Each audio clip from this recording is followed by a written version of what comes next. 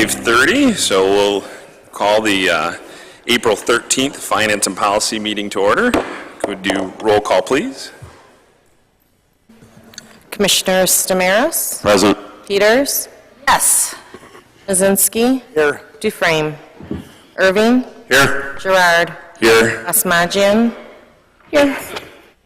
Sibley? Elliott? Here. I have heard from Commissioner Dufresne. Has anybody heard from Commissioner Sibley?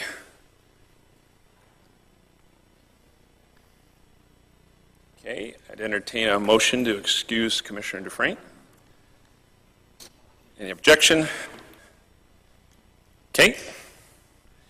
First order of business, today we have with us John Lamacchia from the Michigan Municipal League, and we saw an opportunity to educate our community about Proposal 1 and what it means to our state and our community. So we invited John in to talk about that. Hopefully we'll have an opportunity, well, we will have an opportunity from residents to express their thoughts on the matter and hopefully get some questions answered as we move forward on this May 5th vote. So at this time, I'll have John's going to move. Because the sun's right where the podium is, so John's going to come up here and sit in the city manager's seat to do the presentation.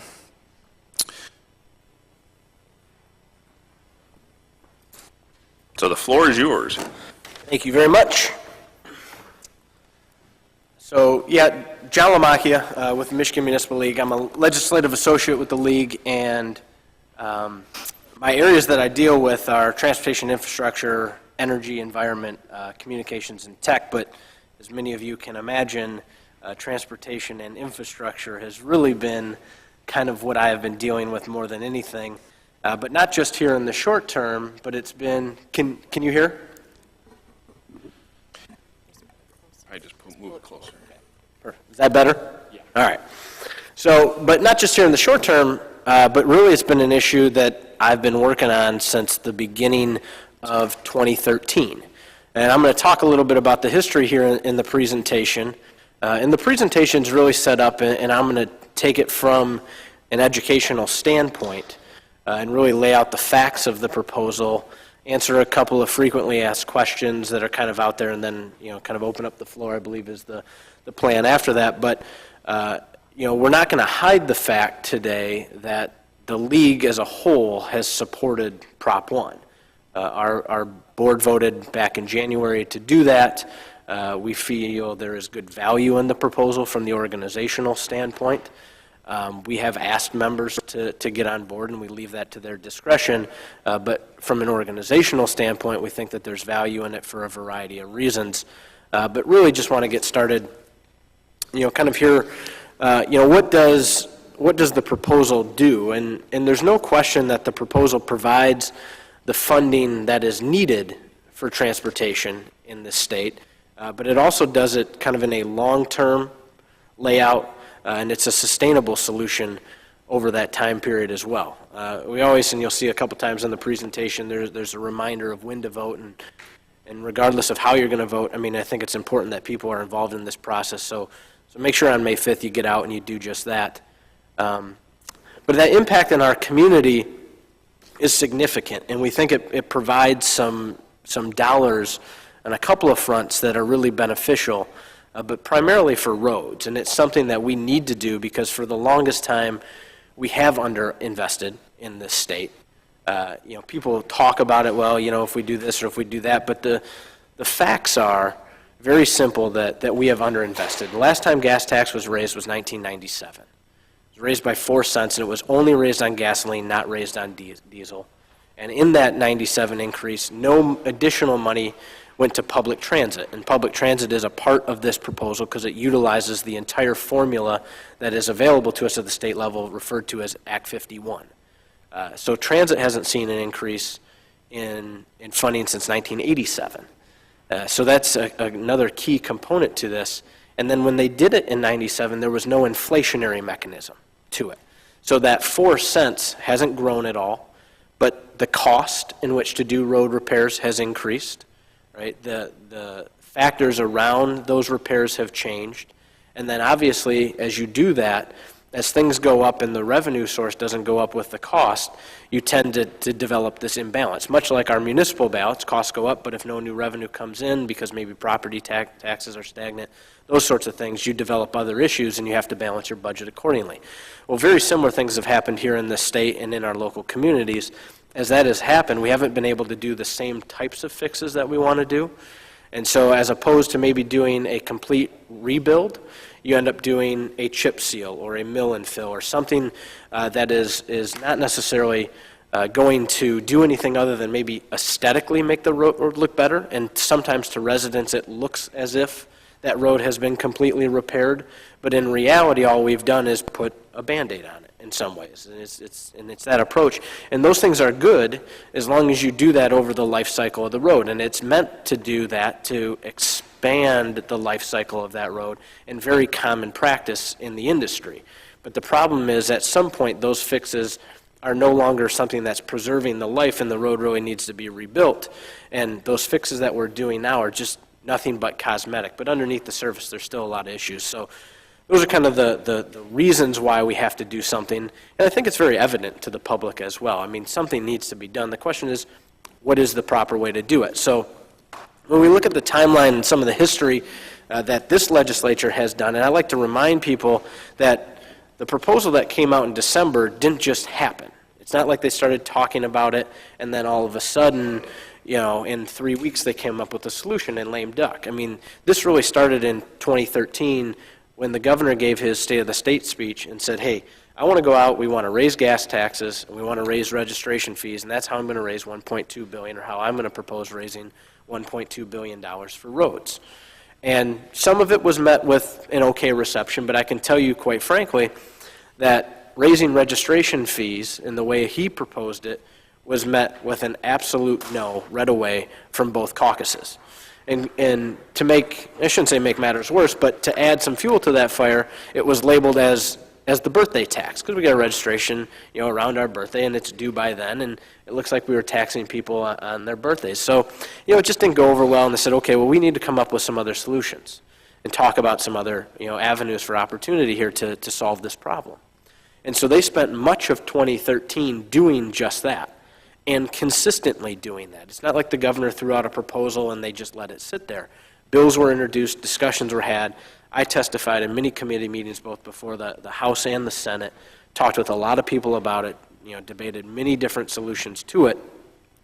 And at the end of the 2013 timeframe, still no real movement had happened. But we look at early 2014, the Speaker kind of put out his first plan. And that first plan was really a reshuffling of current dollars. And there was a little bit of new revenue in there, and that came from, I had mentioned diesel taxes didn't go up in 1997. We refer to it as diesel parity. They were going to, raise diesel taxes 4 cents and make gas tax between gas and diesel the same at 19 cents. And then use some other GF dollars that were available to raise it or bring in about $450 million for roads, which is about a third of what was needed. The plan was really kind of met with lukewarm support, but the House was able to vote it out, and voted out with basically the caveat that said, okay, this is what our starting point is. Senate, you go ahead and make it better. So the Senate really took on that challenge, continued to have committee hearings on it, continued to debate the process, continued to debate where the best sources for revenue were, whether they were from outside and new revenue sources or whether it was internal. And really what the Senate had decided come June of 2014, that the best way that they saw fit to do this was to have something relatively simple, which would have been to strictly increase the gas tax. Now, they would change the model in which it was increased and go from a cents per gallon model to a percentage-based model on the wholesale price. And that really allows you to deal with fluctuating gas prices a little bit better, a little bit more efficiently, and build in an inflationary factor, which wasn't done in 1997, to help address that. Well, they attempted to get the votes before they broke for the summer, and were unable to do it. That vote was actually on the board multiple times. They came very close, but like I said, we're unable to get that done. And at that point, with it being an election year, you kind of knew that it was going to be a lame duck issue. And so over the summer, the quadrant, and by the quadrant I mean leaders. So Senator Richardville was the leader in the Senate, Senator Whitmer, who was the Democratic minority leader in the Senate. In the House, it was Representative Grimel, and then Speaker Jace Bolger continued discussions around what to do and how to do it and what the best approach would be. So it's not like they just left and dropped the issue until lame duck. They continued those discussions. And then when they got back in lame duck, the Senate said, okay, let's go back. Our best option right now is still to move forward with the plan that we had on the table beforehand. So this time they were able to put the vote on the board. They were able to get the votes and send it back to the House. And the House, quite frankly, said, we can't do that. We do not have the votes to raise taxes, $1.2 billion in the fashion that the Senate sent it over. So the Speaker came up with another plan, which is now commonly referred to as the Bolger plan, which would have eliminated sales tax from the pump and slowly ratcheted that down over a 6-year time frame. And in that 6-year time frame, schools and local governments who would be disadvantaged by exempting sales tax at the pump, because those dollars go to both them. Schools would have taken a $600 million hit, locals a $75 million hit. They would have said, you know what, we'll let you benefit from an increase in sales tax growth. Oh, sorry. Still, is that better? I got to be really close to this, don't I? Okay. A lot different than the ones I testify in front of Senate and House Committee. If I get this close, you're going to hear some ringing in your ears. And so they really, said, we'll do this and we'll kind of ratchet back that sales tax and allow locals and schools to be held harmless by increased growth in sales tax. And if that doesn't happen, well, then the whole plan will go away. And it's possible to benefit and make up for that loss, but not guaranteed. And we know for our municipalities that we represent, guaranteed funds are a critical component to allowing us to go forward and budget appropriately. And as a result, we opposed that plan, and so did everybody else, right? And when you looked at it and you said, well, are the votes there for the Bolger plan? And the reason it didn't get put on the board for a vote in December was because the votes were not there. And whether that was because of some opposition or the governor weighing in or however it worked, there were enough people out there that did not think putting a cut forward for schools and local governments, or a potential cut, was the appropriate course of action to solve this problem in the long term. So really what happened then, kind of in the last 2 weeks of lame duck, the quadrant got back together and said, we really need to hammer out something that we can do that it's going to pass on a bipartisan level. And they were able to do that with really what is Prop 1 today. And it wasn't taken lightly. And I'm going to talk about the details here, but I really want you to be aware of what their goals were in this meeting, because these were the things that they wanted to achieve. They knew that they needed new revenue for roads, that there wasn't existing revenue out there to do this with. They had to come up with a new revenue source. They could not cut schools or local government or transit as a result of any proposal that was put out there. They had heard from the public that they wanted to ensure that all taxes paid at the pump went to transportation, went into our roads. And right now that doesn't happen because we charge sales tax at the pump. And like I had mentioned before, those sales tax dollars go to schools and to local government. And so if you exempt them, you have to be able to make up that difference in one fashion or another, and that's why we're going to the ballot for a sales tax increase on May 5th. They wanted to maintain competitive pump prices because, one of the things that was said about the Senate plan was, well, you're still going to have sales tax at the pump, but you're going to increase gas taxes, and we're going to have some of the highest pump prices in the country, which may very well have been true. So they wanted to make sure pump prices would be kept competitive. And under this plan, depending on the wholesale price of gas, somewhere between, let's say, $2.50 and $4, pump prices will fluctuate between about 4 and 10 cents, roughly. So if it's $2.50 today, right, with this proposal going into effect, it'll be roughly somewhere around $2.55, we'll say. Right? So you're not going to see a tremendous spike in gas prices as a result of this proposal.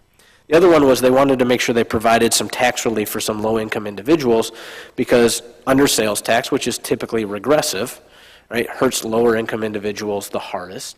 So how do you deal with that? And The earned income tax credit is how they decided to deal with that. When Snyder took office in 2011, he cut the earned income tax credit back from 20% of the federal level to 6% of the federal level. So they're going to restore that cut back to 20% of the federal level. And just to give you some random kind of rough numbers, if you think about a single parent working a minimum wage job with 2 children, we know that their income level is about $15,000 a year. Under this plan and numbers that were provided by the Michigan League for Public Policy, after they pay an increased sales tax and after they pay more in gas, and with the restoration of the earned income tax credit, there's actually a benefit to them, to that family, of about $608 to the plus side as a result of this plan. And that's why it was so important. And so even if we think about that in a different scale, maybe 2 working parents, right, and 2 children, they're still to the plus side of about $154 to $57. And so there is some, talk about how it's going to, kind of disproportionately hurt low-income individuals. This was the key component to helping with that problem. So there's 2 components to it. There's some statutory components, and then there's, the ballot proposal. The ballot proposal, just to make sure that nobody is confused about it, those dollars are actually not going to the road. So the 1% that we're raising the sales tax, or the 1 penny that we're raising the sales tax, isn't going to the roads. What those dollars are used for is to backfill that lost money to schools and local governments when you exempt sales tax from the pump. So that $75 million and the $600 million that I had talked about earlier, you have to make up for that, because otherwise us as municipalities and schools are harmed by it. And the only way to do that is to do it through the Constitution, and that's what requires the vote of the people. And as a result of raising that sales tax 1 penny, there is some additional revenue in there for schools and local governments, and I'll talk about those specific numbers in a minute. The one piece on this part that everybody asks about, well, we're going to remove higher education from the school aid budget, so is higher education going to take a cut? No. Again, when Governor Snyder took office in 2011, his interpretation, and he had some individuals back him up on it, is that he could take some of the school aid fund money and put it towards higher education. Now, in 1994, when Proposal A passed, that money was really supposed to be dedicated for K-12 education. And so we're just codifying in the Constitution now that that's actually what it's going to be used for, and we're going to go back to the model in which we used to use prior to Governor Snyder taking office, and really using general fund dollars to do those sorts of things. The statutory changes are actually what raises revenue for roads, and that's the change to the gas tax model that we have, from a cents per gallon tax to a wholesale-based tax. A revenue-neutral number is about 6% on the wholesale price. This is going up to 14.9% on the wholesale price. And don't get too caught up in the number. I mean, it sounds like that's a significant increase, and it is. I'm not going to, make light of that, but that's the number that gets you to that $1.2 billion of transportation revenue that we need. There are changes to the vehicle registration fees. Now, depending on how you look at it and who talks about it, maybe this is or maybe this isn't an increase. What we look at it as kind of a holding. So on new vehicle purchases, right now when you make that purchase, your vehicle will, registration fee will depreciate by 10% each of the first 3 years. We're going to eliminate that 3-year depreciation schedule. And there's been some talk about, well, is that going to change the way in which we do our federal tax returns and things like that? And if there is any sort of complications with that, and the governor has been very direct and the legislature has been very direct about that, they will make the necessary changes to do that. But that interpretation was given by Patrick Anderson, and there's been some debate on whether or not that's the correct interpretation or not. We will determine that, and if it isn't, we're not going to put our citizens at risk for not being able to gather the maximum amount of federal tax return that they can get based on these changes in our statutory provisions. There's some transportation-related reforms which I think are a really key component to this, because you hear a lot about, well, are we building the best roads? What's the accountability for those types of things? And there's 2 processes in here that are really key.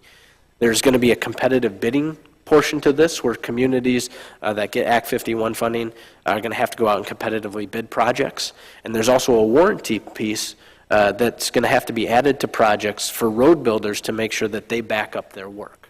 right? So if something fails, it's not going to be the public that's at risk there. It's really going to be the road building industry that's going to be at risk there. And then the restoration of the earned income tax, as I had mentioned, and then voting on May 5th.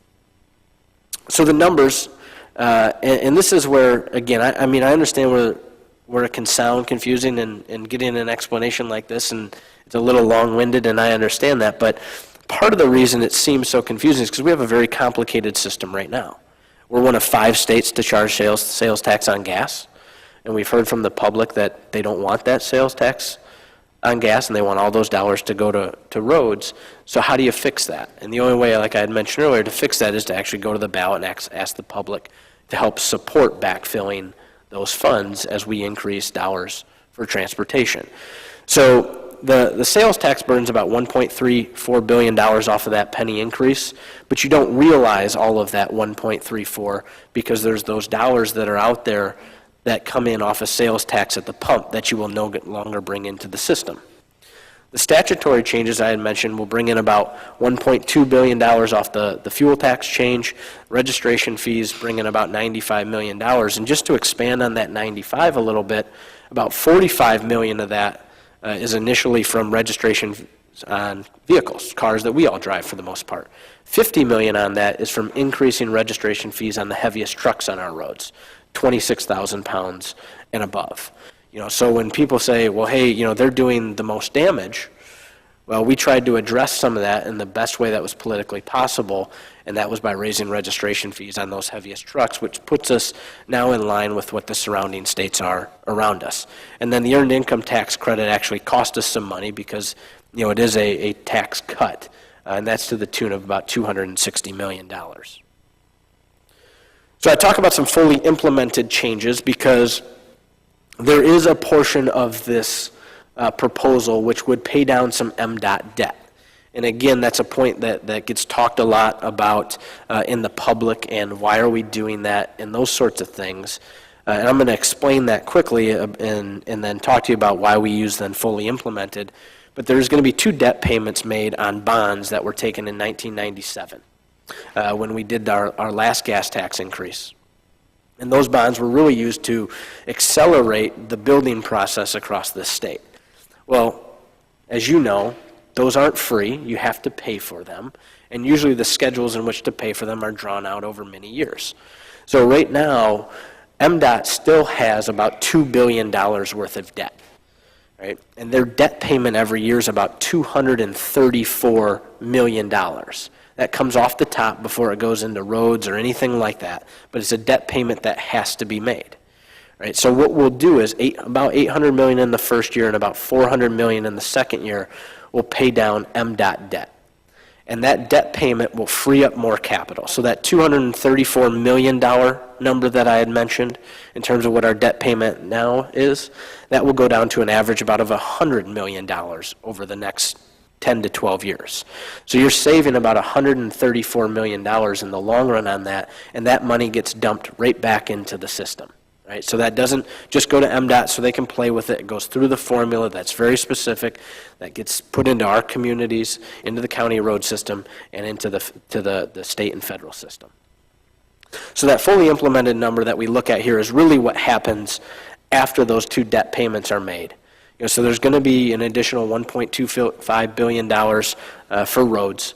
The Comprehensive Transportation Fund is the transit component that I had spoke of earlier, and a really, really key component to what moves us forward in this state and to be competitive with other states in this country and, quite frankly, globally. About $100 million for that. School aid fund will be up about $400 million by that point. Constitutional revenue sharing, which comes directly into your community, will be up about $100 million, and I'll talk about Bay City specific numbers here in just a minute. And the general fund, after we pay out the $260 million for the earned income credit, or earned income tax credit, will be to the good about $36 million. And we really think that there's, you know, kind of tremendous positive impact that can happen from this. So we know that it's effective come October 1st of this year. All the bills are tie-barred with the exception of 2 bills which deal with internet sales tax. And those bills are not tie-barred, so those bills will be in effect, which essentially allows companies that don't have a brick and mortar business in Michigan, for us to tax them on those internet sales, it's about $6 million in revenue into the system. So it's not necessarily significant. The feds really need to make a move on that for us to realize any significant dollars off the internet sales tax piece. And then, again, I mean, we kind of say that there's no plan B, and I'll talk about that more in the frequently asked questions point, just to address why we think that is true in some regards. So kind of, what's next? Anytime we give a presentation, we always like to remind people that, as I mentioned earlier, our board, approved this. We have joined the Safe Roads Yes Coalition, and we have asked our members to get involved and to do a variety of things around this, and some have and some haven't. Large and small communities across the state have adopted resolutions in support of it, and I'm not going to sit here before you today and ask you one way or another. That's something that you guys can do independently. But I do think it's an important step forward that we're educating residents here tonight. So I'm going to get into these frequently asked questions here in just a second, but I want to talk about Bay City's numbers, and I apologize for not having the screenshot of this. But currently, Bay City gets about $2.7 million in road funding on an annual basis. We talked kind of about that phased-in approach that we're going to see here. In fiscal year 16, if this passes, you'll go from 2.7 to $3.3 million. In 17, you're going to go from 3.3 to $3.85 million. And in fiscal year 18, which is that fully implemented year that I had spoke about, you're going to go from $2.7 million to $4.4 million. It's a 66% increase on an annual basis. And that's real money. I mean, so when we talk about what improvements can be done with this, if you think about your own personal budgets, right, and if you took a 66% pay increase, that's kind of how I like to explain that, you could do a heck of a lot with that. I mean, that makes a significant difference in what you're able to do. And we kind of look at this in the same regard. I mean, this is going to make a significant impact on your community and what you can do with your road revenue. Now, constitutional revenue sharing, which is a big key kind of component to this, for you right now, you get 2.8 million. You're going to get 3.1 million under that. So when we talk about there being a little bit more in there for schools and local government after we backfill that, that's what that goes to. And that allows you to directly address the needs of your citizens here. And that's a 12% increase. And the key component there, and I'm going to talk about some of the guarantees here in a minute, but that's constitutional revenue sharing, not statutory revenue sharing. So they cannot take the constitutional revenue sharing away from you, right? It's locked in our Constitution. And so that's a key component from our organization standpoint in getting behind it. Because for years we have fought about, quit taking statutory away, quit doing those sorts of things. And as a result of this plan, we know that there's going to be more guaranteed funds for local government. And that's a key component moving forward. So I want to get into the FAQ stuff kind of quick. And I think these are some of the things that your residents are really concerned about. And really a lot of the rhetoric that is out there on this proposal. And it's talked about this being kind of a special interest laden proposal. And to be very honest with you, when you look at the things that benefit from this, which are schools, local government, transit that I've heard that's been in there, or the earned income tax credit restoration for low-income individuals, I quite frankly don't look at any of those as special interest. I mean, I know for us as municipalities, there's a certain expectation when you turn on the tap, clean water is going to come out, right? And I don't think that constitutes a special interest. I think when you look at our schools educating our kids, again, probably not special interest. People that use transit to get to and from work, right, or to and from school, probably not a special interest. Those are the things that we kind of talk a lot about. So there isn't anything else in here. There was those $36 million that I had mentioned of general fund money, and I'm not going to sneeze at $36 million, and I don't think that we should. But that's just the result of the way the Constitution lays out our current sales tax distribution. So that's going to happen. but really there are no special interests, and nobody's benefiting from this in any particular way. I mean, we didn't ask for it to happen this way, quite frankly. This was the proposal that they benefited, that got that bipartisan support that I had talked about.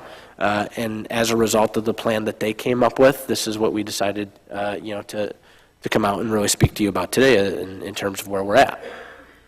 So is there enough money in the state budget?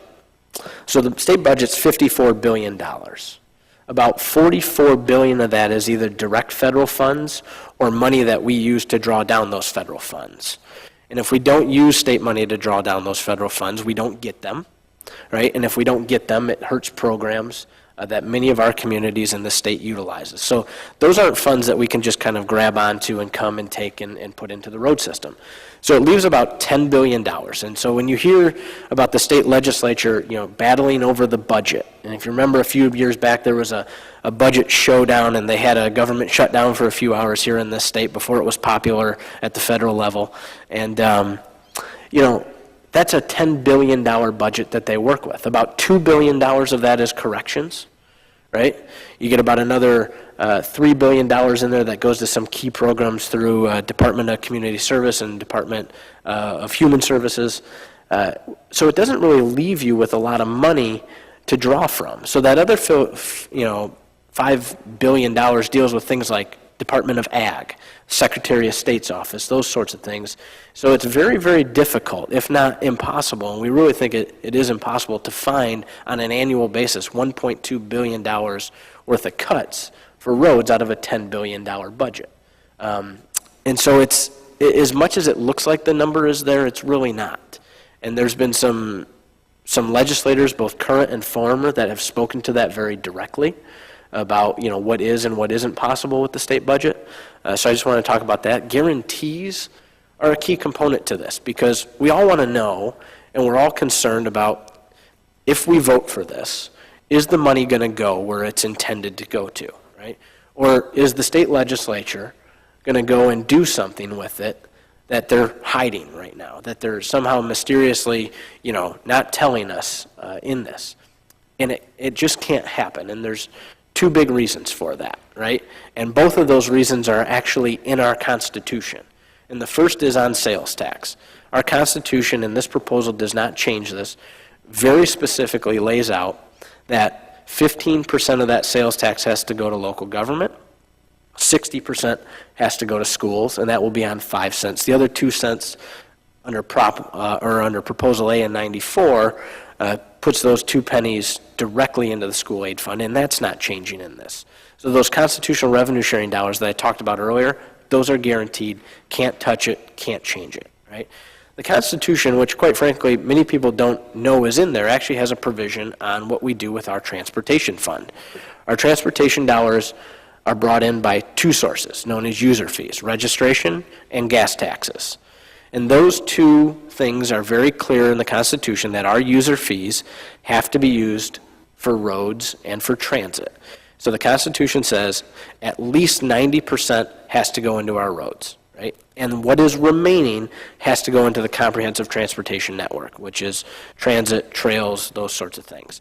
And so as a result of those 2 provisions in there, the dollars that are available through this proposal are locked into that. Now, again, there's some general fund dollars available, which is going to restore the EITC. But for those dollars that we really care about in terms of roads and in terms of those dollars for schools and local government, guaranteed, locked in the Constitution. I think it's a key critical component to this. So the legislature can't change that without a vote of the people, and they have to stand by that Constitution.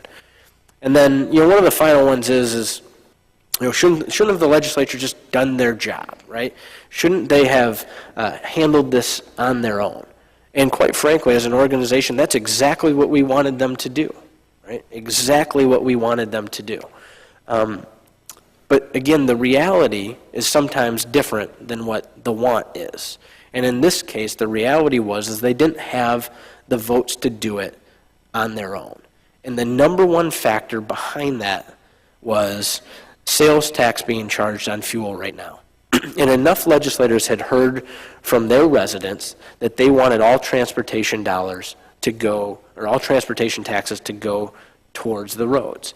And the only way to do that is to remove sales tax from the pump. And then we get into that, as I've mentioned many times, you have to backfill those dollars that go to school and local government. And the only way to do that is to go to the ballot. So is it a perfect proposal? Maybe not, right? Is it a well thought out, much debated, taken hours and days and years to get to this point? Yes, it really has been. And the whole purpose of taking that amount of time is to have the votes to get it to pass. And this was the plan that had the votes to get it to pass. So that final one that I don't have up here, but I know everybody's curious about the Plan B, is there's always got to be a Plan B. So, some of the proposals that have been talked about is, well, let's go and raise business taxes. Well, I don't know about you, but I know there are many in the legislature that don't want to raise taxes on business, so it's not a viable plan. And so there's a big difference between what can be proposed and actually what can pass. There's going back to the Bolger plan that I had mentioned earlier.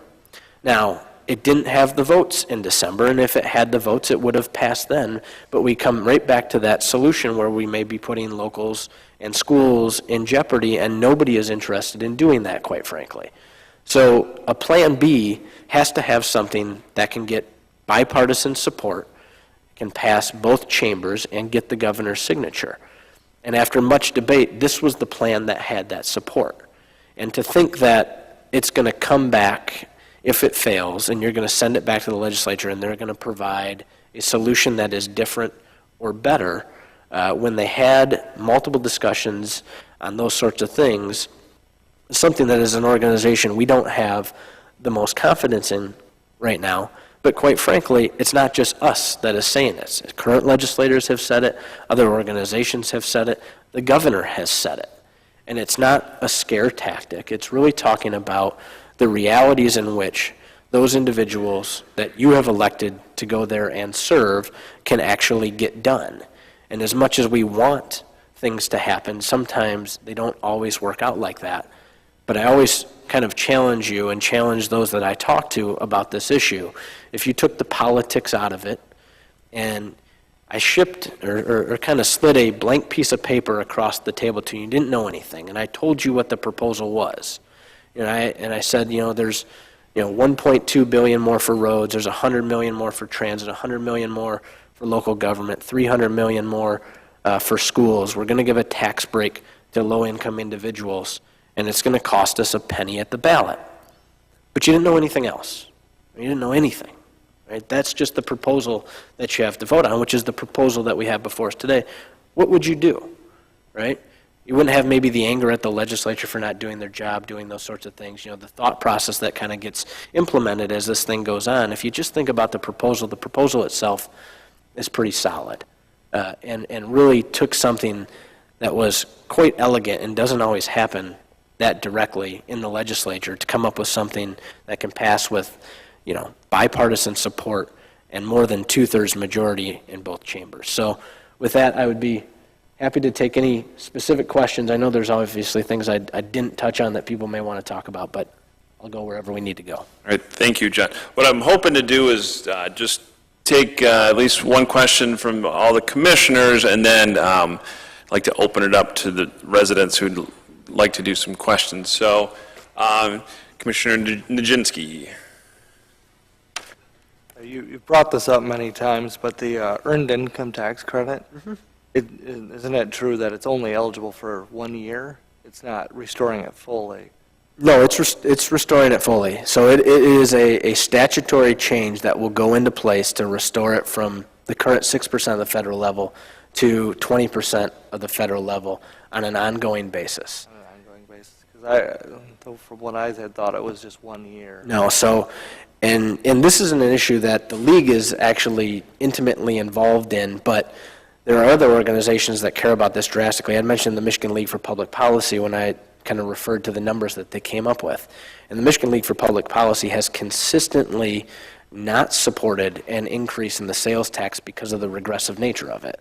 But as a result of the earned income tax credit, those that they represent, which are low-income individuals, quite frankly, there is a net benefit to them under this proposal, so they are fully supportive of it. And I've actually spoken on a panel with their executive director about that exact issue.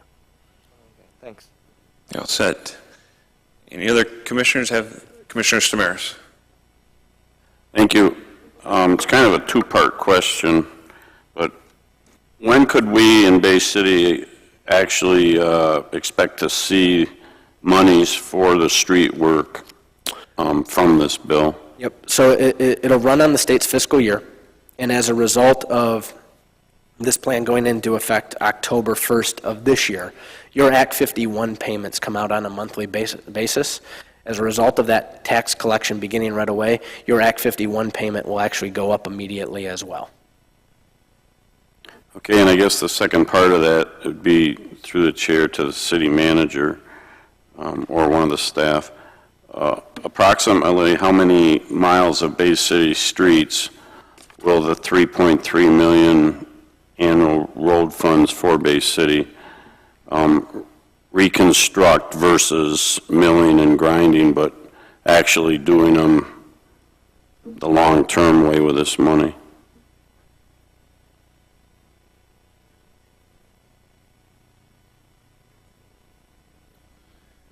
We're working on numbers right now. I don't have anything to give you exactly, but I've asked staff to put those numbers together. I will say as a general comment, reconstruction is, when you're talking about, like we did out here on Saginaw, that's extremely expensive. You will pay in the millions just for a mile of that type of reconstruction. So we have a number of streets that are going to have that done regardless of how we fund it, but it's going to have to be done. A lot of what we're going to be looking at, though, is milling and overlaying, maybe going in like we're proposing to do in the downtown, instead of doing 2 inches, maybe 3 inches of blacktop down on top. Again, it all depends on the structural integrity underneath the streets, and that's what we're looking at right now to put those numbers together. Thank you. I think John had If something. I can just chime in on that, from a more global sort of perspective, I mean, repaving 1 mile or reconstructing 1 mile is very, very expensive. The goal here with this plan is to really ensure that what the best way to kind of maintain your infrastructure is with a mix of fixes, right? And so the goal of this was to provide something that was going to be long-term and sustainable. So it's not one-time funding like communities have seen in the past. I mean, there was some dollars that have come out in the past couple of years from the state that it kind of allowed for a one-time little boost. You might have got 100,000 here or 150,000 there. This is really to allow you to maintain that kind of mix of fixes approach to ensure that in the long run, you're not doing just Band-Aid approaches, but you can do many things over the course of time, and that's why those funds, they don't sunset, they come in on an annual basis. They do and will be an annual appropriation from the legislature from here on out. Thank you. I think Commissioner Peters and then the mayor. I have a couple clarifications so I make sure I understand, and then a question. On the clarification, that 3.1 million or whatever, that's not necessarily mandatory to use for roads, is that correct? That's coming to the city, but it's not designated strictly as road money. It is. So there's two components to the funds that are coming in. The increase in your road and your Act 51 dollars has to go to roads. And there's a very specific breakdown based on the number of miles that you have in major roadways versus local roadways. So those dollars that are coming in off of the gas tax revenue that flows to you through the Act 51 formula has to be used for roadways, right? Do we know what that would be for Bay City? Yeah, so that's the one where you're going to go up to 4.4 million from 2.7 million. So that's a $1.7 million increase, or about 66%, roughly, in your annual appropriation. The other one is constitutional revenue sharing, which is the 3.1 million that you're referring to. So that's an increase of about 300,000 from your current constitutional revenue sharing dollars, or about a 12% increase. Those are discretionary to you, but the road revenue is not. And that 1.7, is that over 3 years? So that will be your annual appropriation going forward from 2018 on. So I mentioned the MDOT debt payment and the slow kind of gradual phase in that is a result of this proposal. So when we look at, once those two debt payments have been completed, Bay City will get about $4.4 million annually. And so that, kind of 1.7 that we're talking about will be realized year after year after year, and will actually probably grow a little bit as a result of the inflationary mechanism that was instituted into this package, which wasn't there in 1997. So I had mentioned the lack of purchasing power as goods and prices go up. Hopefully, as a result of the inflationary mechanism that was instituted in this, which is very similar to Proposal A in 94, which is either 5 cents or the rate of inflation, which is ever less. So that number will grow over time. And another clarification, so I'm understanding this correctly. You talked about the gas tax at the pump going away for Sales consumers, tax. the sales tax for consumers, but then a wholesale tax being put onto the manufacturer? So it's done at what we call the rack, right? So it's at the wholesale level, so at the distribution level. And it's just a more consistent way of measuring it. So what you can do there, and the way that they base this price off, is they do it off of what they refer to as a 12-month rolling average, right? And so that wholesale price allows you to measure that component much easier versus a cents per gallon sort of tax. What I can tell you, though, and many people are curious to know, well, right now we have a 19 cents per gallon tax on fuel that goes directly into roads. And then we have 6 cents additionally for each dollar that you purchase in fuel for the sales tax, which equates to about another 15 to 18 cents per gallon. So you're roughly at about 35 to 36 cents a gallon in terms of what the current tax burden is on a gallon of gasoline.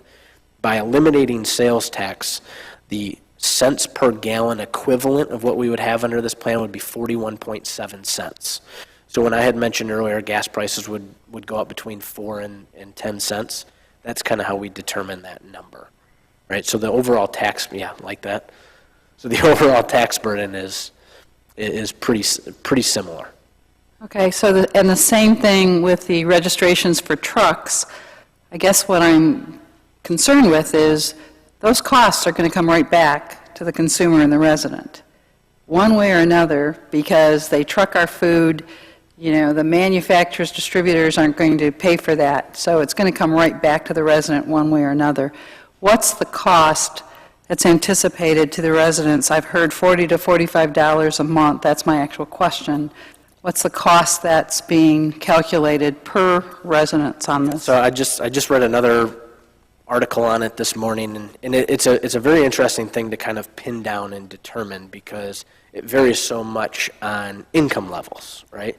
So for somebody, as I mentioned, that's a low-income individual, will actually see a net benefit to this as a result of the earned income tax credit. But if we look at, kind of like a median income family, somewhere around $50,000 to $60,000 a year, they don't have, a boat or anything extra like that. I mean, you're looking at a tax burden per family in that range, somewhere between $350 and $500 on an annual basis. As you get into some of the higher income levels, I mean, one of the numbers that I saw today was, a $200,000 income and a large boat, and the tax burden was about $1,200 for the year for an increase. Kind of what we've said to this is, the whole key to this is you need new revenue for roads. I mean, it's not a problem that you can just solve by grabbing existing dollars. So this is truly an investment in what's going on out there. And if you want to have a system where you can compete, nationally and globally, you have to have a transportation network that can do things adequately. And so it's really an investment in moving forward, not necessarily just something that we're doing because we want more money. You all set, Commissioner? You have another question? Happily, I'm all set. All right, thank you. Mayor? Thanks for coming to Bay City, John. Your presentation was very informative. It's a difficult subject for not only us, but obviously for the residents and folks out there that are asking us questions. My question was about the wholesale tax, and you answered that, but I had one other one as it relates to online purchases. Currently, Michigan does not collect sales tax off online purchases, and I haven't seen anything in this proposal that would change that. So it's safe to say, correct, that online purchases will not be subject to 7 cents sales tax? There is a component, and first, again, let me say thank you for allowing me to come and give the presentation today. And I mean, it's not an easy decision for residents to make. I mean, I get that, you know, and it wasn't an easy decision for us as a board to make a decision to support it either. And very, very difficult, you know, proposal in front of them, and so hopefully we help provide at least some clarity to that. But when we look at internet sales tax, there is a small component within here that is not tied to the ballot proposal, but was part of the package that passed. And that will allow the state of Michigan to collect sales tax on those individual companies that have a presence in Michigan, but not brick and mortar, right? But the problem with that is there is a federal change that needs to happen for us to fully realize like all of the Amazon type issues and those sorts of things. So the result of sales tax on internet purchases for this particular case is about $6 million in revenue benefit to local municipalities through constitutional revenue sharing. So it's there, but it can't be the full gamut of which we would like it to be because of the results of the feds not passing their Marketplace Fairness Act as of today. Awesome. Thank you. With the 1.7 million increase to Bay City specifically on, we talk about the impacts for roads and the taxes, fuel tax. Is that money that we're able to use to fix local streets, or are we going to be forced to say, well, you can only fix major streets or, you know, state highways now that are going to drop on us, or, you know, especially since we have 2 bridges that for years we've been told we have to pay for disproportionately funded than anything else? Yeah, so specifically to the bridge issue, I know Senator Green is working on and has worked on some legislation to help alleviate some of those costs. We've supported it in the past, and we hope to do so in the future. I think the key component is, you know, obviously, where does that money get spent, and how is that determined? And the one thing that has not changed with this proposal is the way the Act 51 formula is set up. So it's still very specific. You will still get, you know, the same amount of dollars. It's still going to be required to go a certain percentage to major, a certain percentage to locals. There's certain matches that are still involved in there. None of that's changing. So the formula has stayed specific. So they will go into your local road network, but the way in which they go into your local road network and the current statutes that direct those things have remained unchanged and will remain unchanged, at least for the foreseeable future. So your flexibility doesn't improve or get worse. The state's not going to require more out of you now as a result of having more funds. There's just going to be the consistent model that was used prior to this proposal, after the proposal, if it was to pass. You all set, Commissioner? Commissioner Sibley. Hi, I have 2 questions. One of the biggest questions I get from constituents is how much money is restricted funds versus non-restricted funds? Because the concern that I hear is, well, in the general fund, it's going to go there, you're going to get a new legislator in office, and what's going to happen is they're going to decide to put the money someplace else. So if you could speak on that, and then I'll ask my second question. Sure, yeah. So, you know, key component to that is, as I mentioned earlier, the Constitution really directs where those things have to go. So those dollars that come in off of the increased fuel tax, right? So that, you know, which is really ends up being 1.3 when you take the registration changes and you take the fuel tax increase in there.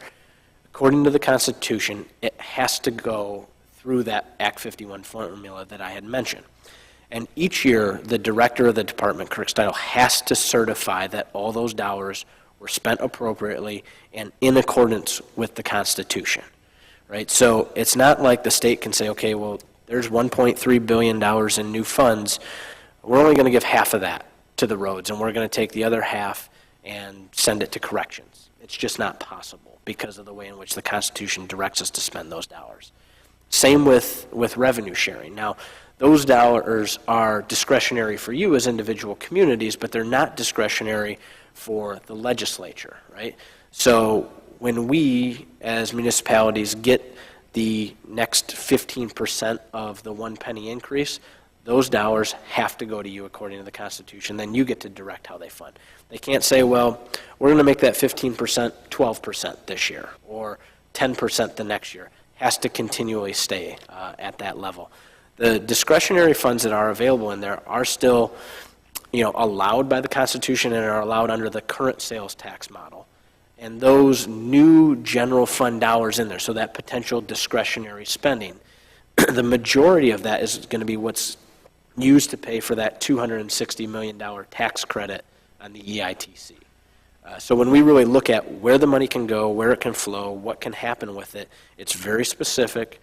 And I think that's why when you saw support for this, not just at the legislative level, but as an organizational level across this state, not only is it, groups like us who may be directly involved with the proposal, it's the Small Business Association, it's chambers across the state. There's over 100+ organizations involved that don't benefit one dime from this directly, but see the ancillary benefits from it as a result of improving our network.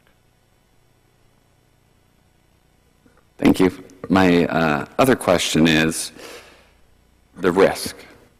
Has there been a risk analysis done to see what the risks are in placing this? Because we look at, just for instance, the value of homes due to the recession have gone way down, and now they can only inflate to CPI, and that has hurt our revenue. So if we went through a similar cycle, sales may decrease. We may have loans. Sounds like we're going to take out loan packages for some of these bond for some of these roads, from what I've been hearing, to get some upfront work. We could have a shortfall, possibly in revenue sourcing. So have we done the risk to determine what are the potential risks long-term? Yeah, so I wouldn't say that there's been one thing done that would look at it as an entire package, but there were ways in which they tried to mitigate risk to essentially not have to potentially do some of those studies, quite frankly. Now back to the sales tax portion. Sales tax can fluctuate. There's nothing that we can really do about that. Bad habits.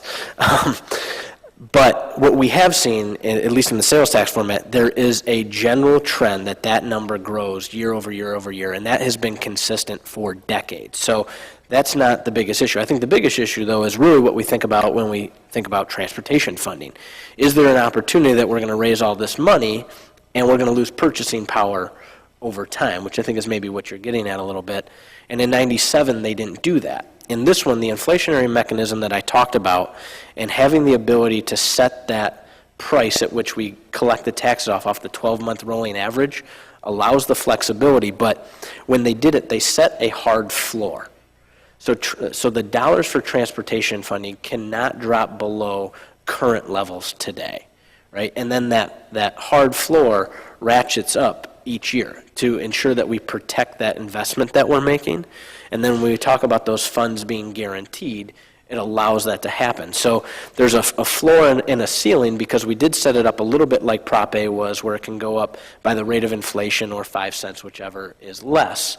But it fluctuates now between the floor and the ceiling, where with Prop A, there was no floor in there. I mean, so the bottom could fall out and you could lose revenue potentially, right? That's not going to be the case here. We're going to be able to develop that kind of long-term sustainable solution that I talked about and really modeled it off of successes from other states across the country, quite frankly. So just to follow up, on the floor, if the revenue doesn't meet the floor, then does that come out of that $10 billion pot to fill that gap? No, so the way in which you set that fluctuation to be possible, unless something, so drastic happened where the bottom fell out of gas prices and we were paying, 40 cents a gallon, we may have a big issue. But when we look at all of the long-term modeling, and so when you talk about risk assessment and things like that, I mean, there's long-term modeling out there for gas prices, there's long-term modeling out there for, the cost of crude oil, those sorts of things that we can at least predict to the best of our ability, in which I know, understand, doesn't always sound like the perfect answer, but I think that's what the risk assessment does, is say, how do we kind of mitigate that as much as possible? We're very confident that we're not going to have an issue continuing to fund our network simply with the user fees that we're supposed to fund them with. So what was the floor per gallon gas price you were using? So in the legislation, they did the 12-month rolling average off of a time frame between June of 2014 and June of 2015, and that 12-month rolling average was $2.81 at that time. So currently, we could go below that floor if... You cannot, right? So it's set up right now, and that's why when we look at the percentage basis of 14.9%, that's what really holds that floor there. And then that percentage is allowed to slowly ratchet up over time to help us deal with that issue specifically. Okay, that's all I had. Well Thank said. you very much. Glad I knew that one. That's pretty good. Yeah, good job, John. I had a question on the, if this gets approved, what kind of tax ranking would this put us on with other states? Yeah, so all depends on how you look at it, to be very honest with you. I think some have said that we'll have one of the highest sales taxes in the country as a result of this proposal going into place. And there's some truth to that if you just look at it on the surface. When you look at like the base sales tax rate compared to other states across this country, we would have one of the highest. But one thing that is pretty unique to Michigan and most other states have local taxing options. So you go to Chicago, you go to New York, they'll have a local sales tax. When Michigan changed to a statutory revenue sharing model many, many decades ago, they took away all the local taxing authority for those specific types of options around maybe a local registration fee or a local gas tax, a local sales tax, away from those communities. And so when you actually look at that and you look at our Midwestern states around us, we're in the bottom half of those surrounding states. There's 2 states that are less than us. There's 1 state that is equal, and I believe 4 that are higher than us in the Midwest when you include local taxing options. Okay, thank you. The other question I had, I'm glad to hear that you support the bridge bill if that does come back. I know the mayor's been working with Senator Green, and I guess more of a comment. I'm hopeful that if this does pass, definitely our streets are in pretty rough shape. I know the city manager's worked hard at putting together a proposal and working with our local DDA to fund a partnership to make some local downtown streets, but definitely $1.7 million is what I'm thinking by the simple math here that we would bring in. Maybe the city manager could look at what it would be for a millage if this weren't to pass, what kind of millage we would have to pass as a local community to have that kind of impact, if that's possible.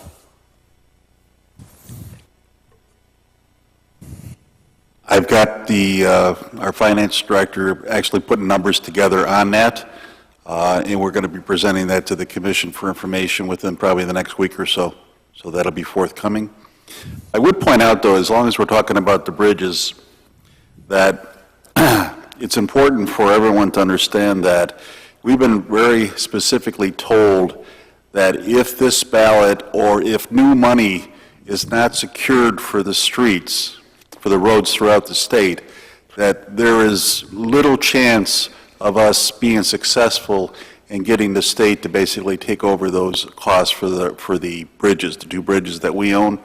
And that's about $650,000 that we're currently spending on those 2 bridges that comes out of our road fund. So that's $650,000 that we could be fixing streets with, that we're not fixing street with every year. So this does somewhat tie to the ballot on May 5th, because if it were to go through, there's a much higher likelihood that Senator Green and others could get this through, because there's going to be more money available, which would then make it more likely. We've been told by a number of sources, including the league, that it'd be very difficult for us to go in with the existing pot and to take $650,000 out of that, which is in effect what would happen, in addition to the other municipalities that also have bridges. So the key to us being successful is to have some new source of revenue going into these state funds. So I just would... Okay, thank you, Rick. I don't see any other city commissioner that would like to ask a question. So at this time, we'd like to open up to the residents. We want to give residents opportunity to speak, so at this time, Commissioner Irving will be the timekeeper. We'll do 3 minutes on this initial, but we want you to have the opportunity to kind of get your questions answered. So, so folks would like to come forward. Commissioner Stamaris. Oh, public. Make a motion to allow for public input during the Finance and Policy meeting. Thank you. Commissioner Point Elliott. of order to the city clerk. Do we need to suspend the rules if we're going to answer questions as well? I'm sorry, yes, you should. If you're going to have a dialogue, you should suspend the rules. Move to suspend the rules to allow dialogue. Okay, any objection? Okay, we will suspend the rules. So at this time, we'll have residents come forward. Good evening, Commissioners, Mr. Mayor, City Staff, and Mr. Lamacchia. Thank you for your presentation. My name is John Millen. I'm visiting you from Saginaw this evening on this important issue. And I'm going to apologize in advance to Mr. Lamacchia if I occasionally seem like a scold or a nitpicker on some of the information you've given us. But there's a few gaps in the presentation Mr. Lamacchia has given us this evening. He's very practiced at his presentation. It makes the information he passes along seem like pretty much the full story. We're going to start with kind of jumping ahead to the fiscal year 2017-18.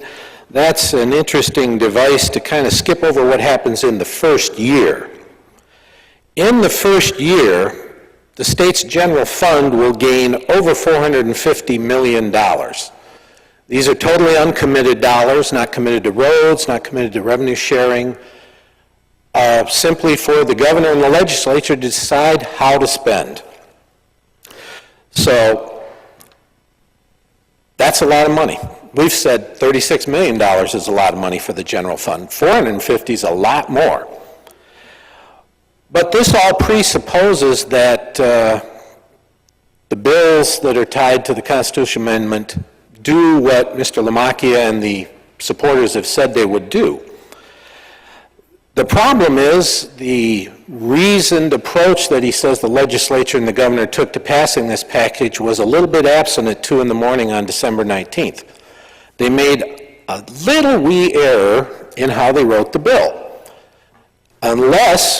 If this proposal passed, unless they come back and immediately pass additional legislation, there will not be more money for roads, there will be significantly less money. Because they forgot to say the additional revenue gets split in these ways. They simply said the revenue. So currently we spend a little over $900 million from the state on roads, and it goes to the various municipalities. The little glitch they made in passing this bill limits that to $400 million total. You would lose $550 million. Now, normally that's a nice, simple legislative fix. You go in and do what's called a technical repair on it. But we don't have the same legislature.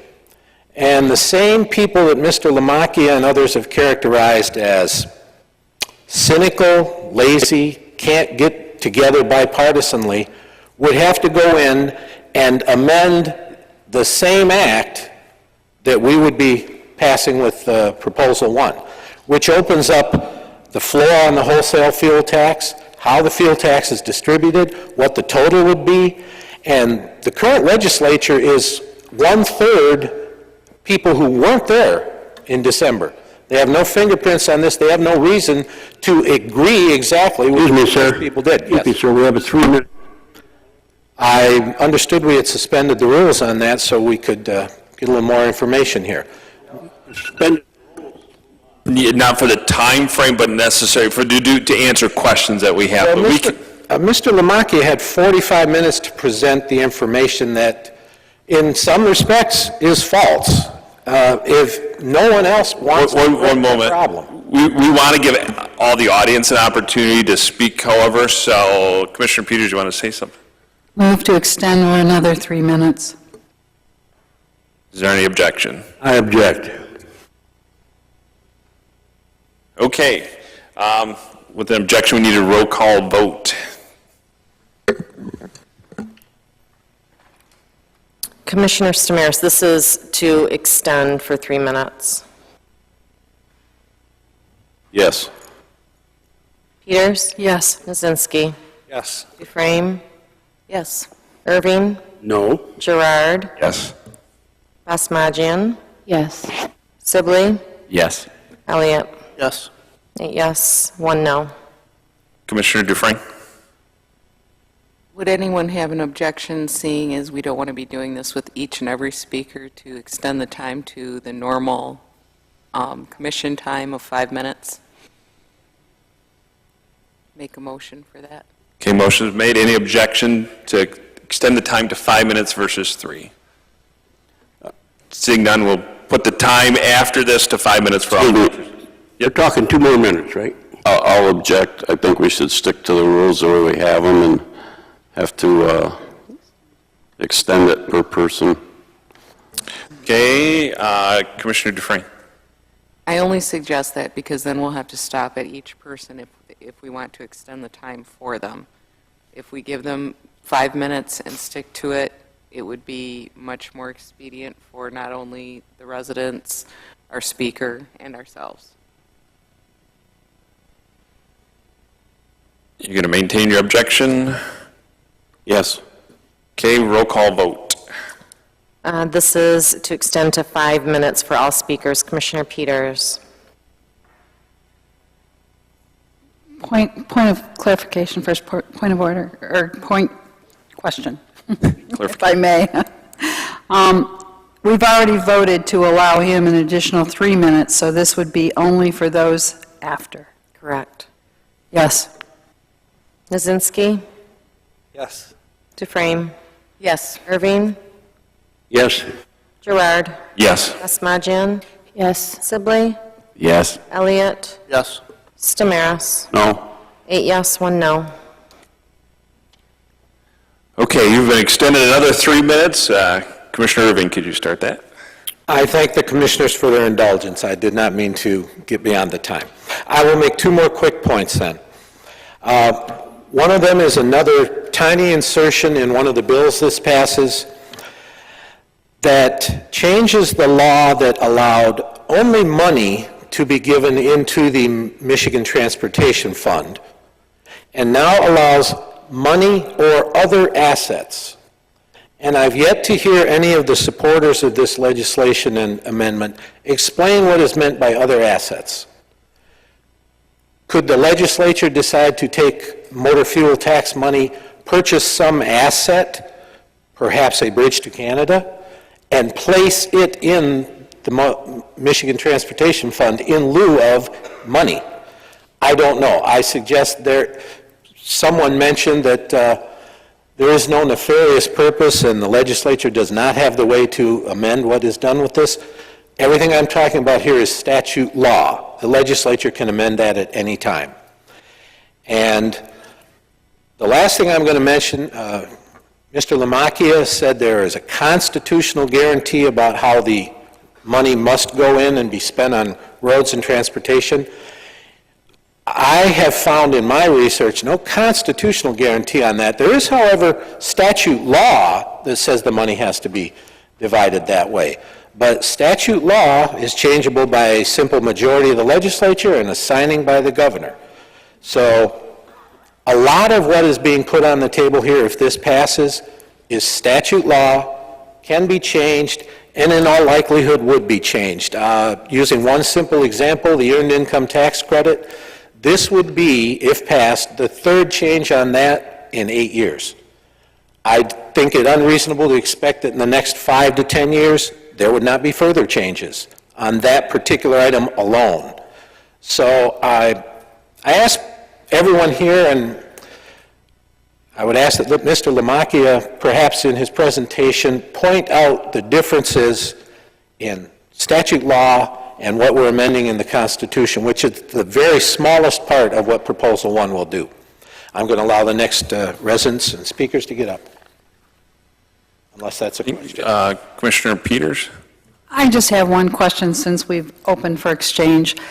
You seem to speak with great authority. I'm just curious, and it's up to you if you want to share or not, what your background and expertise in this area is. Yes, I'd be happy to. When the proposal was put before the Board of State Canvassers to decide on the ballot language, I was one of 6 people who presented sworn testimony at that meeting in Lansing about what the actual language on the ballot would be. I also argued at that time, and I still maintain this belief, that it is impossible to have summarized the 10 bills and the constitutional amendment in the 100 words everyone is going to see on the ballot when they go to the polls. There are over 46,000 words in the legislation. Your time has expired. Thank you for your question. All right. Thank you. If any other residents would like to come forward, and you have 5 minutes to speak, and Commissioner Irving is the timekeeper. We don't have a sign-in form for finance and policy. Just state your name and address. Eleanor Wisner, 505 Germania, Bay City. I know there's something in the laws that we can't have tolls, can we, on our highway? That's could you answer that? So you can have tolls We can, if you build them yourselves. but no, I mean on I-75. But you cannot take an existing roadway, according to current federal practices, take an existing roadway and turn it into a toll road without paying some sort of restitution for the money that the feds provided to you to help build that roadway in the first place. So being able to turn 75 or any of the other major expressways across the state into toll road is really not a possibility that exists today. There's been some discussion going forward that it could happen, but it's not going to be something that happens in the next 60, 90 days or a year. Oh.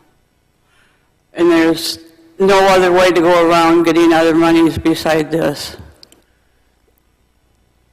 I think there's always a suggestion of how it could happen, right? But I think the big question is what are the practical ways in that it can happen? So the federal government's not going to provide us more money. Their trust fund is on the verge of being broke. And you look at our budget here, I mean, All right. it's very... Thank you. Thank you, Ms. Wisner. Any other residents like to come forward and...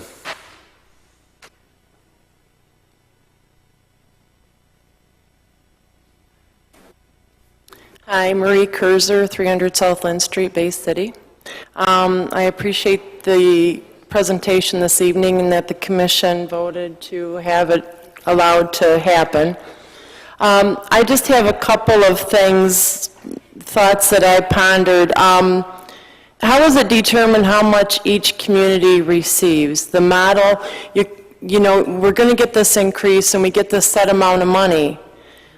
The problem I've always had with anything to do with the schools and the highway and the bridge funding is the determination of the model and who gets what percentage. It's fine to say we're going to get 1.7% more, but that's based on the model that's used for our municipality. So every municipality, it's my understanding, has a different level that's used for their ground model based on their demographics and their census and so forth. Sometimes it would maybe be nice if that model would rotate to where municipalities who don't normally receive as much would get a little more and just kind of do it in a cyclic option.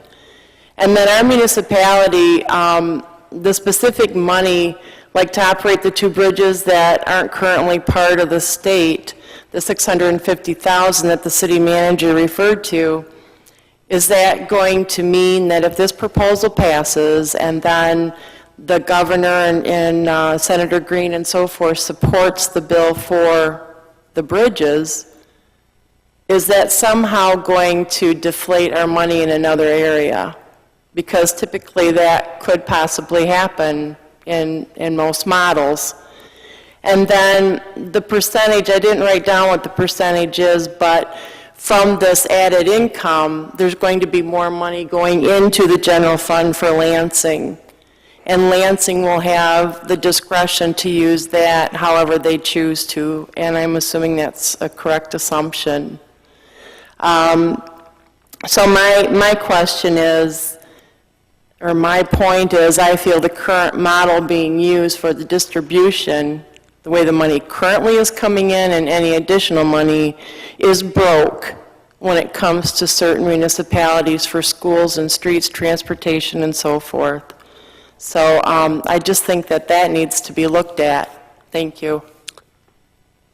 Thank you. Did you have any? Yeah, I can follow up on a couple of that. So, you know, the where the money goes question, you know, that's the Act 51 funding formula that I talk about, and it is very specific, based on the types of roads that you have, whether they're major or they're local streets. You know, so your infrastructure is very dependent on, or your money is very dependent on the specific type of infrastructure that you have. So, you know, from that standpoint, the governor has been very direct about saying, you know, that's something he wants to look at and how we develop a system that is as equitable as possible for all communities, but didn't happen within this proposal here because politically was very, very difficult to do, and they thought that the best approach to that was to go out and find a new source of revenue and then come back and discuss how we deal with that. And not a great answer. I mean, I'm not gonna you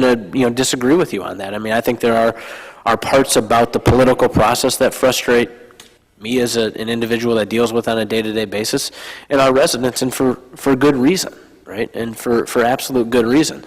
But we are also confident in the ability of the legislature to do some things with this, and one of those is to ensure that what they are attempting to do, and that is to improve our infrastructure system, they will do that. In terms of the bridge and that $650,000 that was mentioned, when we look again at that formula, they're not going to be able to take that money, because that's money that comes in and the community currently uses through that Act 51 distribution to fund that bridge. If those funds are no longer needed, the community will still get that money plus their additional money to do something. So the state's not going to be able to say, hey, you didn't get that $650, we're going to just take it away from you on the other end, because that formula doesn't allow that to happen currently. And then you talked about, you know, the general fund appropriation, and I know it was mentioned earlier that, you know, all kinds of money was going into the general fund, and maybe I wasn't exactly accurate in my description. And there are some changes that probably need to happen to this. And it's not uncommon, and the question is whether or not we have the faith in our legislature to do that. And I think part of it was just said that how are we going to have the faith in our legislature to do that? But at the same time, we're asking for them to come back and come up with a better solution. And so I don't know how that works. And I find it an opportunity right now for the citizens to really take control of the situation. They have it before them. And I think the legislature sometimes isn't the most trusted body in the world right now. And so to expect that you're going to vote this down and they're going to provide you with a better solution at the end of the day is something that, quite frankly, as an organization, we're not ready to commit to, and why we're behind this proposal and why we're going to stand up for it. All right, thank you, Mr. Lamacchia. Any other resident like to come forward and speak to the commission and get any questions answered? I'm Mike Weiler with the Columbus Avenue Citizens.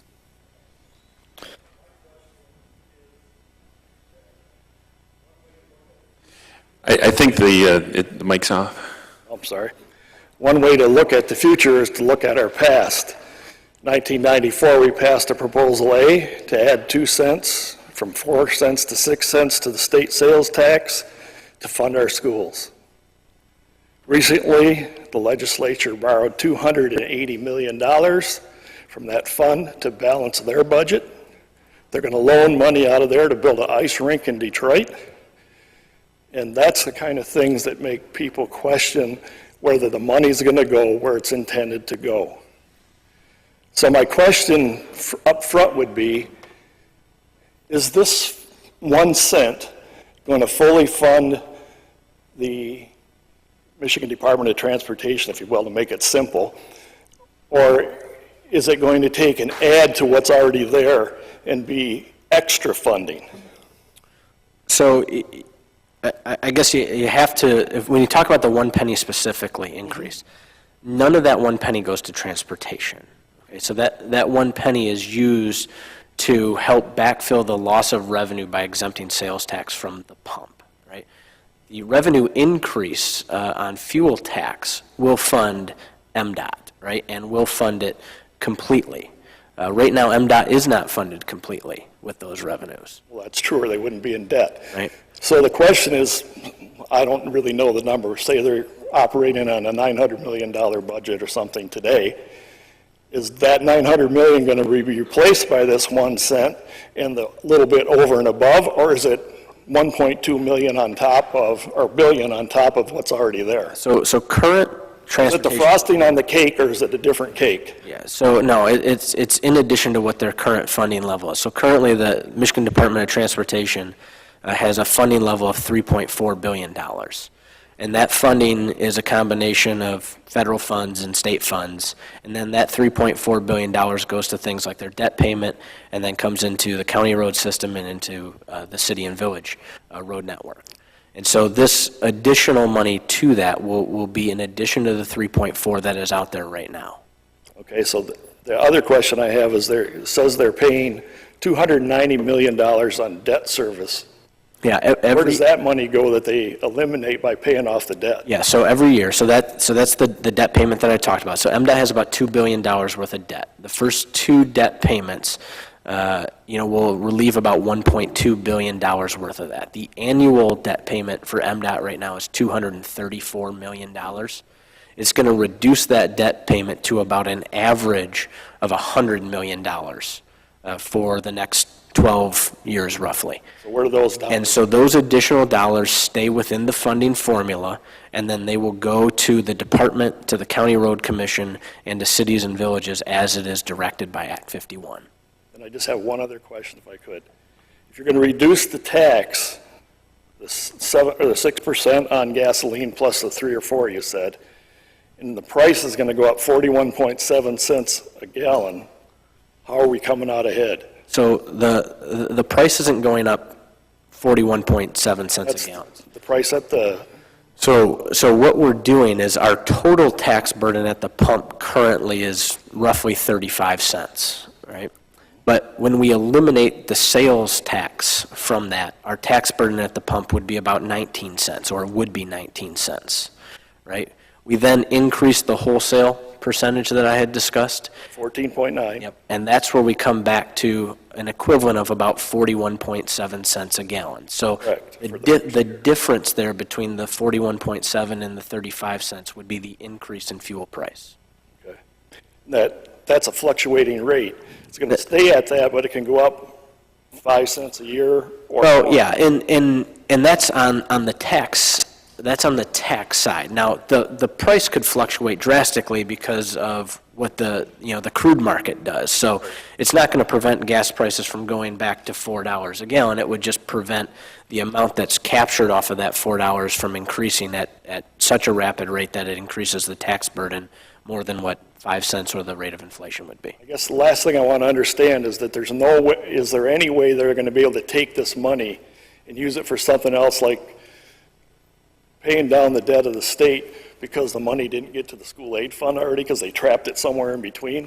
No, I mean, our belief, and we will continue to reassert that answer is no, and we stand behind what is in the Constitution. And I know it was mentioned earlier that there isn't something in there that deals with our user fees for our transportation system. I'd be happy to provide that to council so you are aware and you can distribute that to your residents. All right, thank you. Thank you, Mr. Weiler. Anybody else like to come forward and have any questions?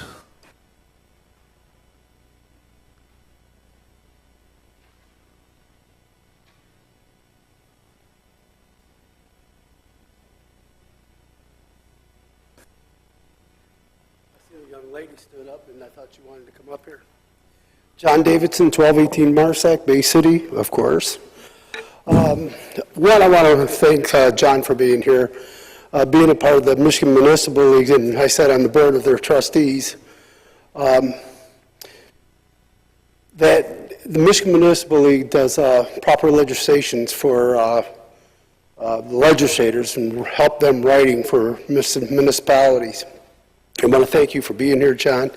One question I have, and this might be a vote getter for me, is the education and how the money is being allocated. Can you go back over that? And is it, I understand that you have the MDOT debt to be paid off.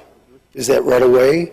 And is the money going to be distributed to municipalities after that is being paid? So you're looking 3 years out? So, when we look at kind of the total, package for roads specifically, roughly 1.3. 1.2, that's for roads and bridges. The other one's for transit component. Of that first, kind of 1.2, roughly 800 million will be going to the debt payment. That remaining 400 million roughly will go directly back into the system. So municipalities would see some benefit initially. So for Bay City, as I had mentioned, you're 2.7 right now, and that first year you'd go from 2.7 to 3.3. In the second year, that number flips. Debt payments, $400 million back into the road networks, 800 million. So you would go from 3.3 to 3.85 million here in the city. And then in that final year, there's, and I say final because then it's on an ongoing basis, there is no more debt payment to MDOT, right? And then you get to that fully realized number of the 4.4 million. Okay, what revenue is going to K through 12, or is it higher education? Yeah, so it's K-12, and that's kind of when we talk about clarifying some of the things that have happened before, and we talked about some money that was taken out of there for debt payment. The Constitution now is going to be very specific about where those dollars have to go, and it's K-12, community college, skilled trades, those sorts of networks. So it can't go to higher education, right? It's not for debt payment. It's going to be laid out very specific, which it isn't in the current Constitution right now. And so as we look at that, right, that increase comes from the increase in the 1 penny in sales tax. It makes up for that loss by exempting sales tax at the pump and puts about $300 million more into that system. Okay, thank you. Well, that just may have gotten my vote just because of the education. I heard a few commissioners ask a couple of questions on how much it would cost to pave the city roads and how long. I believe when I used to be sitting on this board that we had a engineer that made a statement it would cost about $1 million for 10 years to repave all the streets in the city. Thank you. Thank you, Mr. Davidson. Anybody else like to come forward and ask any questions, share their thoughts? Okay, seeing no one come forward, just want to thank Mr. Lamacchia for coming out. Obviously, we want to educate our residents and citizens. Oh, we have one more? Okay. It's almost like an auction. It was almost closed. But me being a young man, I like my elders ahead of me. First, I want to compliment him. Did a nice job on talking. I have never heard anybody talk so much about. Excuse me, sir. Could you just state your name and address? Sorry, Bruce Eckhart, 810 Germania Street, Bay City. I want to compliment him on talking so much about the Constitution, the Constitution, the Constitution. I mean, it's unbelievable. I think I'm going to send him to the White House and let him educate somebody there. The Constitution. Wouldn't that be great? Now, I am very, very leery of all this. The only reason is because it's the White House, the people there. how they can make changes so quick, and there is a constitution, but somehow they don't want to abide by it. And so if they can do it there, why can't we do it here in Michigan? I'm just throwing that at you, just like one gentleman said about the type of law in the Constitution. And I was over in Europe for 6 years, and I know taxes over there is like 24% on value-added tax. And the roads over there are like the ones in Bay City. That's how bad they are. But next thing is I want to ask you about is the school system. You're talking about so much that money goes in the schools. Does that go, is that part of the Common Core that's here in Michigan now? So to be very honest with you, I'm not necessarily the expert on education funding. Common Core is sponsored by the federal government, pushes that in, and I do know that, but I couldn't, I wouldn't feel comfortable with any. Well, what I don't understand, you should know about that, because they passed that, Snyder did, and the majority of the House did too, and the problem is a lot of teachers and parents are upset about it, but they get a lot of money from the federal government for doing it. So what I'm asking you, what happened to this shovel-ready job we heard about and the trillions of dollars back, 4 or 5 years ago? Did we get any of that money for our highways? Do you remember that? We did. Did we? Mm-hmm. Where'd it go? They spent it. It was one-time annual appropriation. Where'd it go, down to Detroit? I mean, how many times we bail them out? You don't know. I think, much like the process is, there are elected officials that made that determination where that. Elected official, we got to keep past the buck. So the buck has got to stop somewhere, We really want to keep this informative, though, and not really. I understand. Well, I'm asking, okay, I understand, though. I'm just asking about that. But my concerns are where all that money went to when they had these shovel-ready jobs. I thought we should have got some here in Michigan if we did. And then, we're the people here in government 10, 15 years ago. They should have had this under control. What happened there? We don't know. The highways went, everything's, Next thing, if they take away that sales tax or the gas tax, the federal government could go and raise taxes also, couldn't they? Compensate for the could they do that? Well, sure. I mean, Okay. I don't think I'm going to disagree with you that the feds have the ability to raise taxes. Okay. All right, I guess that's about it. Thank you very much for your time. Thank you, Mr. Eckert. Anybody else? I'm sure there's going to be plenty of opportunities still learn about this. I know the media has, and I appreciate all the media being here. It's a subject that people are interested in and want to learn about. And I do want to thank all the residents for coming out to hear about it. And at this time, we'll move on to other announcements or concerns. Mayor. Thank you. The DDA met last Wednesday, and we voted to, unanimously, by the way, to support the city's proposal to resurface the streets in the DDA district, which is a big undertaking. And it also includes they voted in support of the city taking a portion of that, which is Washington Avenue. That's half of it outside of the DDA's district. It was a difficult decision. There was a lot of controversy, but in the end, I think the vote was an uneasy one, but it was unanimous. And I inform you of this in that I think it's important when this does come before us that we show full support of it. If you want to know more in detail of how the DDA arrived at this decision, you can talk to me privately, okay? And I thank City Manager Rick Finn for all the hard work he did on that. It was a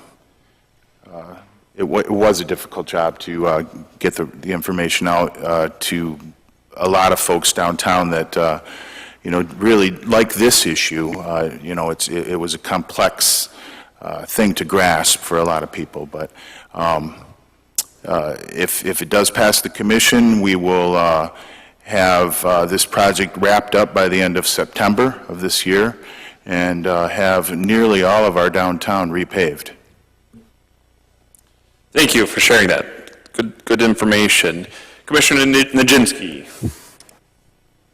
Thank you.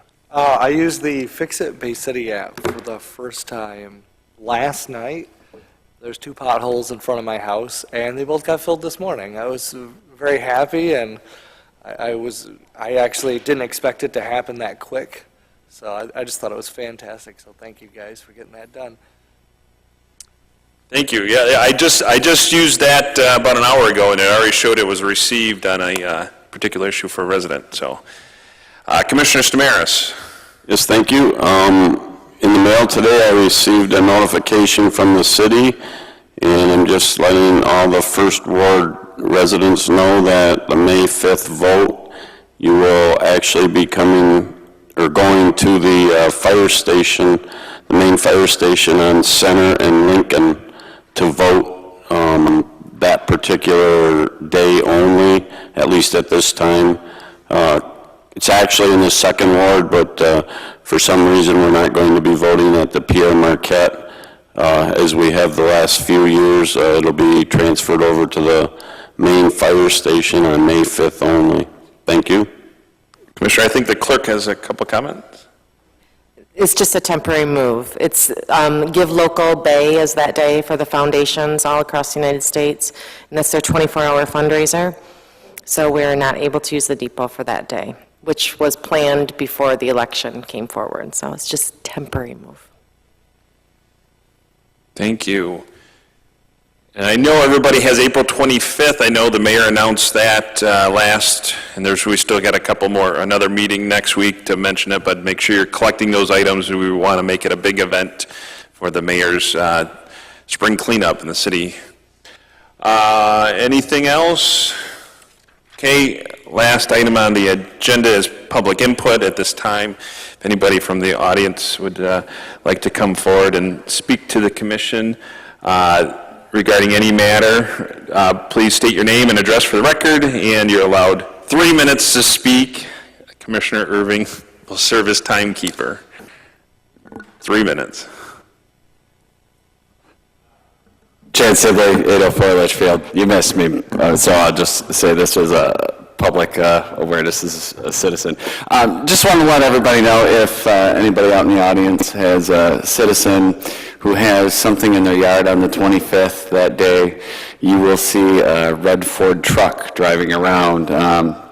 If they want to give the city manager a call or call me directly, I'll be there to help pick up with another gentleman so we can help get rid of some of that stuff that an elderly citizen or someone can't haul out themselves to bring it down there.